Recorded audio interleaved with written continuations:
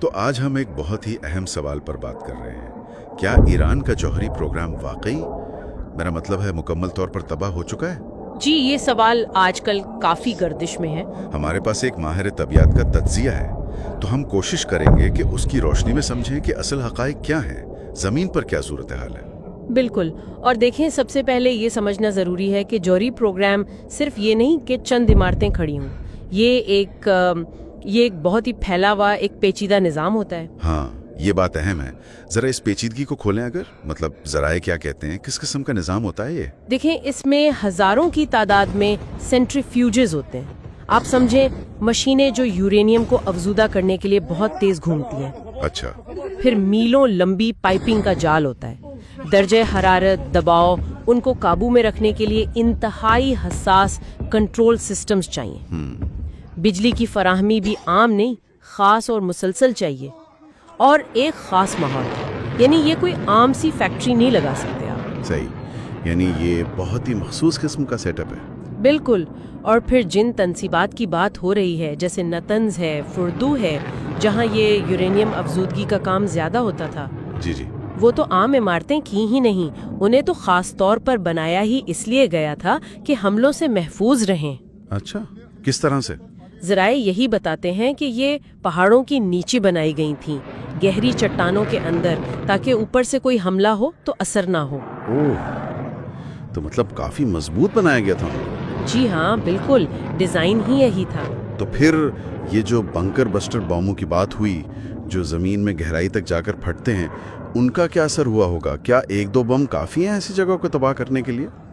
دیکھیں، یہ ایک بہت اہم نقطہ ہے۔ تجزیہ نگار تو یہی کہہ رہے ہیں کہ جو سیٹلائٹ تصاویر ہیں یا جو رپورٹ سامنے آئی ہیں، ہاں، ان سے تو یہی لگتا ہے کہ زیادہ تر نقصان اوپر کی سطح پر ہوا ہے، عمارتوں کو یا تنصیب کے کچھ باہری حصوں کو۔ لیکن جو اصل مشینری ہے، سینٹریفیوجز وغیرہ جو زیر زمین ہیں، وہ شاید بڑی حد تک محفوظ رہی ہیں۔ تو مطلب مکمل تباہی کا دعویٰ کرنا شاید ٹھیک نہیں؟ فی الحال دستیاب معلومات کی بنیاد پر جی، مکمل تباہی کا دعویٰ مشکل لگتا ہے۔ اور ایک اور بات جو سامنے آئی کہ حملوں کے بعد کوئی بڑی تابکاری نہیں پھیلی، اس کی کیا وجہ تھی؟ جی، اس کی وجہ سادہ ہے۔ دیکھیں، ان جگہوں پر کوئی چلتا ہوا یعنی فعال جوہری ری ایکٹر نہیں تھا۔ اچھا۔ نہ ہی وہاں تابکار فضلہ تھا جیسے استعمال شدہ فیول راڈز ہوتے ہیں۔ افزودگی کی جگہوں پر تابکاری کا خطرہ ویسے بھی ری ایکٹر سے کم ہوتا ہے۔ تو مطلب یہ کہ تابکاری نہ پھیلنا ایک طرح سے متوقع تھا۔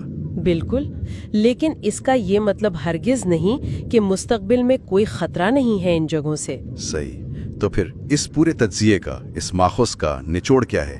کیا پروگرام ختم ہوا یا نہیں؟ نہیں، تجزیہ نگار کا واضح موقف ہے کہ پروگرام ختم نہیں ہوا۔ اچھا، کیوں؟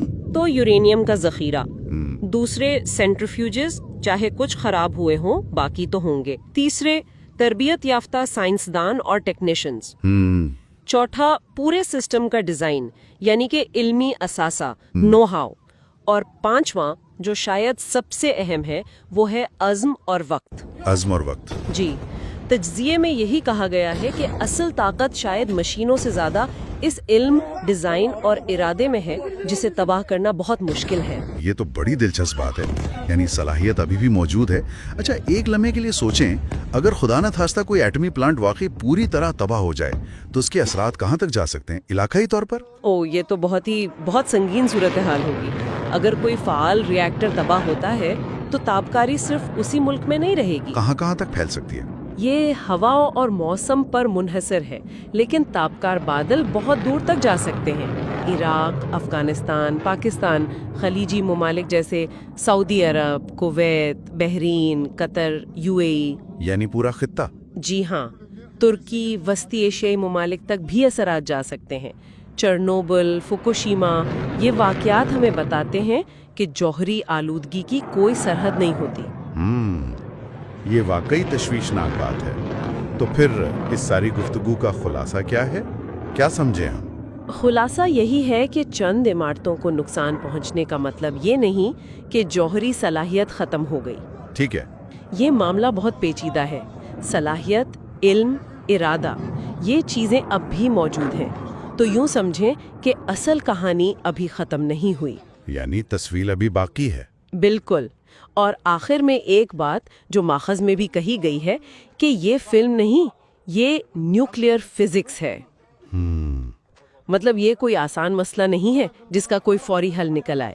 یہ سائنس ہے، ٹیکنالوجی ہے اور عالمی سیاست ہے، ان سب کا ایک پیچیدہ جال ہے۔ اور اس کے اثرات بھی طویل مدتی ہوں گے۔ جی، اور یہ جو لچک ہے ایسے پروگراموں میں، یعنی انہیں مکمل طور پر ختم کرنے میں جو مشکل ہے، یہ بین الاقوامی تعلقات اور استحکام کے لیے مستقبل میں کیا معنی رکھتی ہے، یہ وہ سوال ہے جو اس تجزیے کے بعد سوچنے پر مجبور کرتا ہے۔